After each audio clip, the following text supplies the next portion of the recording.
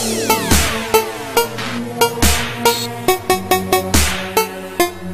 करते हैं हम next redundancy protocol. Redundancy protocol basically network को स्टेबल बनाते हैं। कई सारे प्रोटोकॉल से डिजाइन किए गए हैं थ्रू सिस्को। सिस्को पहली ऐसी कंपनी थी जिसने एक ऐसा प्रोटोकॉल बनाया जो कि नेटवर्क को स्टेबल बना पाए। जनरली अगर इस प्रोटोकॉल किसी भी रिडंडेंसी प्रोटोकॉल की बात करें, उसका जो मेन टास्क होता है वो मैं पहले आपको समझाता हूँ।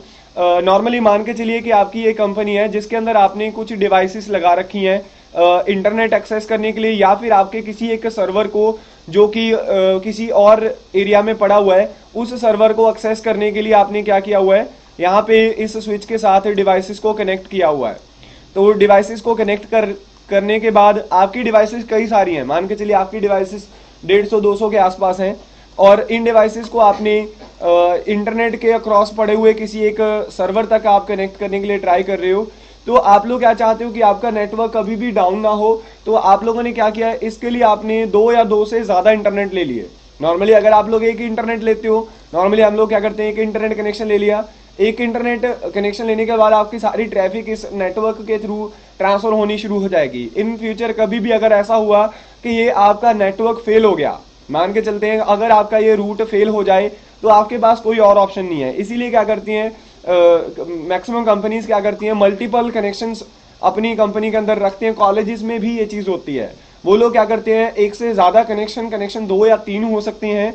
तो आपके कनेक्शन वो, जैसे कि हम मान के चलते हैं कि इस कंपनी ने क्या किया, 2 इंटरनेट कनेक्शन ले लिए।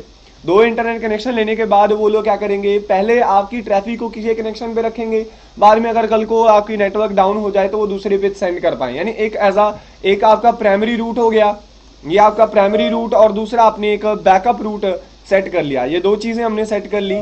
लेकिन क्लास यहाँ पे एक प्रॉब्लम आएगी। आप लोगों को अपना नेटवर्क कॉन्फ़िगर किया, जैसे कि आप लोगों ने इसके ऊपर आईपी एड्रेस दिया कोई भी, फॉर एग्जांपल मैंने एड्रेस दिया 192.168.1.1 और मेरा नेटवर्क का गेटवे। अब आप लोगों को गेटवे डिसाइड करना होगा। अब यहाँ पे आप लोग क्या करोगे, किसी एक राउटर की तरफ या किसी एक इंटरनेट की तरफ आप अपनी सारी ट्रैफिक को सेंड करोगे, या तो आप प्राइमरी रूट की तरफ या बैकअप रूट की तरफ सेंड कर सकते हो।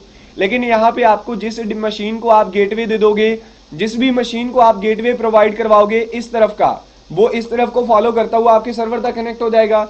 जिस डिवाइस को आप गेटवे दोगे इस तरफ का, वो इस तरफ से फॉलो करता हुआ नेटवर्क को यहाँ तक रीचेबल हो जाएगा। लेकिन यहाँ पे एक बड़ी प्रॉब्लम आएगी, कल को मान के चलिए ये रूट आपका फेल हो गया, तो जो भी डिवाइसेस इस रूट को फॉलो कर रही थी वो सारी की सारी डिस्कनेक्ट हो जाएंगी। फिर आपको क्या करना पड़ेगा, इस ट्रैफिक को भी बताना पड़ेगा कि तुझे इसको फॉलो करना है। तो इसके लिए आपको एक एक सिस्टम पे जाकर के गेटवे प्रोवाइड करवाना पड़ेगा। तो ऐसी प्रॉब्लम को सॉल्व करने के लिए सिस्को ने 1994 के अंदर, सिस्को ने क्या किया, 1994 के अंदर एक प्रोटोकॉल डिजाइन किया, दैट इज HSRP। तो वैसे तो इस तरह की, मतलब इस फेलियर से बचने के लिए हम लोग क्या करेंगे, अपने इनको कुछ कनेक्टिविटी, कुछ मैनेजमेंट होगी। क्या होगा कि ट्रैफिक हमारी किसी एक लिंक के थ्रू ट्रांसफर होगी। प्राइमरी लिंक किसी को भी बना सकते हो, प्रोटोकॉल के ऊपर डिपेंड होता है, कुछ कॉन्फ़िगरेशन करनी होती है। आपकी सारी की सारी ट्रैफिक किसी एक लिंक के ऊपर ट्रांसफर की जाएगी और दूसरे लिंक को बैकअप माना जाएगा। कभी भी अगर ये नेटवर्क फेल हो जाए तो ऑटोमेटिकली आपको कुछ भी नहीं करना, ऑटोमेटिकली वो सारी की सारी ट्रैफिक दूसरी की तरफ सेंड कर दी जाती है।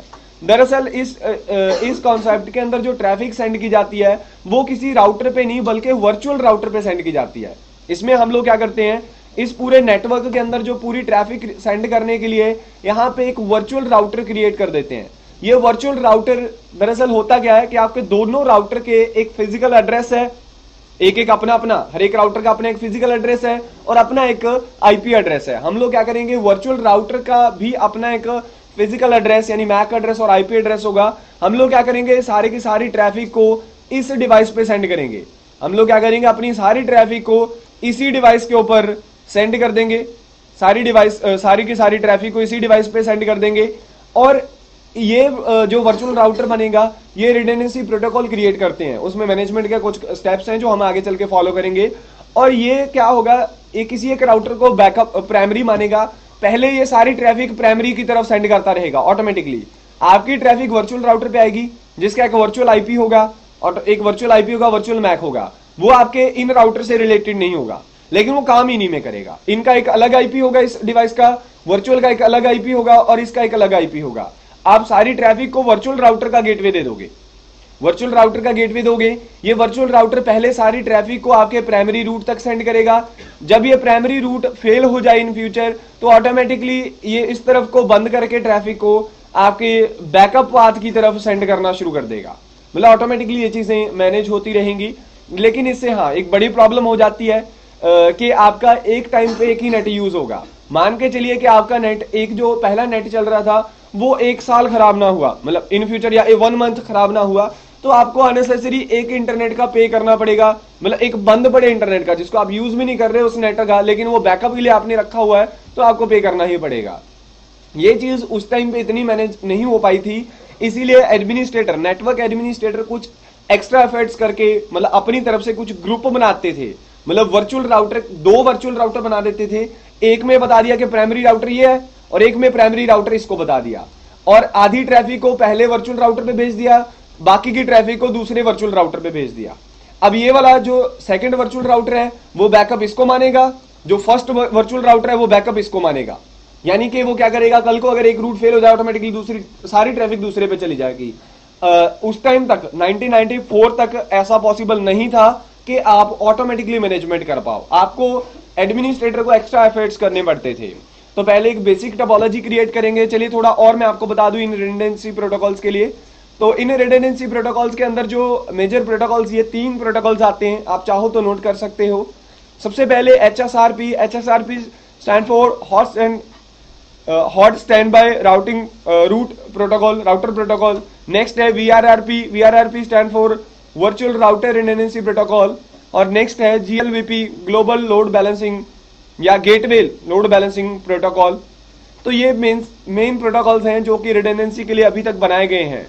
सिस्को ने फर्स्ट बनाया था, ऐसा इससे पहले पॉसिबल नहीं हो पाया था कि कोई रिडंडेंसी, नेटवर्क रिडंडेंसी प्रोवाइड की जाए। वो एडमिनिस्ट्रेटर खुद ही मैनेज करते थे लेकिन कोई प्रोटोकॉल नहीं था। तो ये 1994 में पहला प्रोटोकॉल बना था। VRRP बनाया गया था, एक और डिपार्टमेंट है IEF करके है, उसने क्या किया था, उसने बनाया था मतलब 1999 में।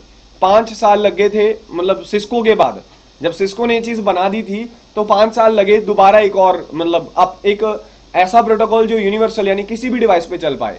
ये जो HSRP है, HSRP एक ऐसा प्रोटोकॉल है जो सिर्फ सिस्को की डिवाइस पे चलेगा। ये सिस्को प्रोप्राइटरी है यानी सिस्को की डिवाइस पे ही चलेगा, इसके अलावा आप और किसी ब्रांड पे इसको नहीं रन कर सकते। क्लियर? तो ये कुछ रिडंडेंसी प्रोटोकॉल्स हैं जो कि नेटवर्क में यूज किए जाते हैं। तो